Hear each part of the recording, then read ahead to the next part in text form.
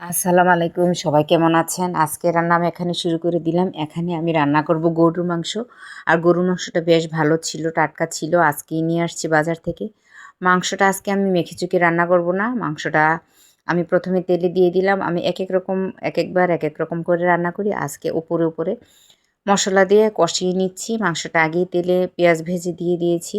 পেঁয়াজে আমি তেলে একটু মেথি জিরা বাগার দিয়ে মাংসটা বসিয়ে দিই। অনেক সময় মাখাচোকা করে তেলে বাগার দিই। একেক সময় একেক রকম করে রান্না করি। আসলে রান্নাটা যেরকমভাবেই করা হোক না কেন ভালো করে কষিয়ে নিলেই রান্না মজা হয়। আমি এখানে ঝাল ঝাল করে কালো ভুনার মতন ভালো করে কষিয়ে নিয়েছি। আলুটা আরেকটু ভেজে নিতাম। আলু ভেজে না দিলে আলু আমার কাছে ভালো লাগে না খেতে। আর আজকে বেশি ভাজলাম না, এই কারণে মাংসটা সিদ্ধ হতে একটু সময় লাগবে। আর আজকে রান্না করছি গরুর মাংসের আলু দিয়ে পাতলা ঝোল, ঝাল ঝাল করে। আর এই পাতলা ঝোল দিয়ে গরম ভাতে, ভুনা খিচুড়ি, লেটা খিচুড়ি সব খিচুড়ির সাথেই মানায়, বেশ ভালো লাগে। আর কষানো মাংস রান্না করি, কষা কষা করে।